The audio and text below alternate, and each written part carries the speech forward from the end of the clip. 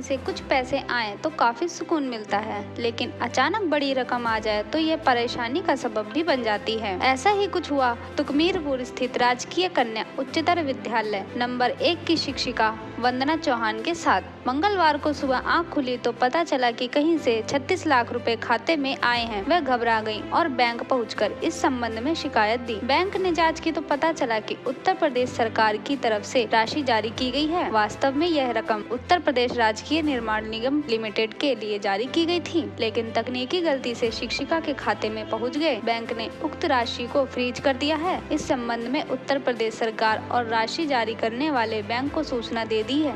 Sir, इसमें ऐसा हुआ कि कल मॉर्निंग में जब मैं उठी, अलार्म बजा और मैंने उसको फिर ऑफ करने के बाद मैंने देखा एक मैसेज पॉपअप हुआ मेरे फ़ोन में, इस फ़ोन स्क्रीन पर। तो उसमें ये था 36 लाख का कुछ अमाउंट का कुछ मैसेज था। तब मैं नींद में थी। मुझे शुरुआत में जो मेरा एक्सपीरियंस था, मुझे ऐसा लगा कि शायद मेरे अकाउंट से पैसे निकल गए। फिर मैंने फिर दोबारा देखा, उसमें था क्रेडिट हुआ है। फिर मुझे लगा शायद ये जो कई फ्रॉड मैसेजेस आते हैं कि आपने ये लॉटरी विन की है, तो मुझे वही लगा कि शायद ऐसा कुछ है। मैंने फिर ध्यान से मैसेज देखा तो उसमें मेरा अकाउंट बैलेंस भी था और वो बैंक से मैसेज आया हुआ था। तो मैं थोड़ा सा हैरान हो गई कि ऐसा कैसे। फिर क्योंकि मुझे था कि मेरा कोई ऐसा, वो मेरा सैलरी अकाउंट है, तो ऐसा कोई था भी नहीं कि मुझे कहीं से ऐसा कोई रकम मिलने वाली है। मैंने अपने हस्बैंड को उठाया, मैंने कहा कि ऐसे ऐसे हुआ है, मेरे अकाउंट में 36 लाख क्रेडिट हुए हैं। तो इन्हें भी विश्वास नहीं हुआ, लेकिन फिर जब हमने अपनी पासबुक चेक की तो उसमें भी वो अकाउंट में क्रेडिट हुए थे। तो फिर यही लगा कि चलिए अभी तो कुछ नहीं कर सकते। 5 o'clock हो रहे थे उस टाइम पर कि जैसे ही बैंक ओपन होते हैं हम जाकर वहाँ पर इन्फॉर्म करेंगे। फिर जैसे मेरा स्कूल था तो मैं स्कूल गई। वहाँ से जब मैं वापस आई, मेरे फादर जो हैं वो रिटायर्ड बैंक मैनेजर हैं, तो मैंने उनसे भी कंसल्ट किया। तो उन्होंने सीधा यही कहा कि नहीं, आप जाकर एक एप्लीकेशन दो। तो मैंने और फिर मैं और मेरे हस्बैंड स्कूल से आने के बाद हम लोग बैंक गए, वहाँ एप्लीकेशन दी और उनको बताया, उनसे कहा कि आप इसके सोर्स को पता करिए क्योंकि मैं नहीं जानती है कहाँ से आया अमाउंट।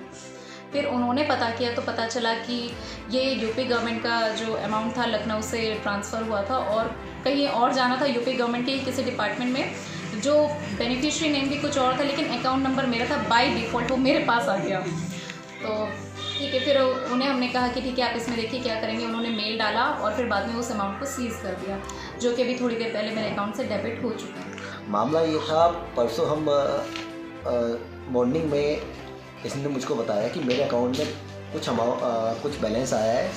मुझे विश्वास नहीं हुआ। मैंने सोचा कि वैसे ही मजाक कर रहे हैं ये। मैंने जैसे ही फ़ोन चेक करा, फ़ोन चेक करने के बाद उसमें मैसेज आया हुआ था। उसके बाद मैंने जो भी पासबुक होती है ऑनलाइन उसको चेक करा, उसमें सच में 36 लाख रुपीज़ हमारे अकाउंट में ऐड हुआ।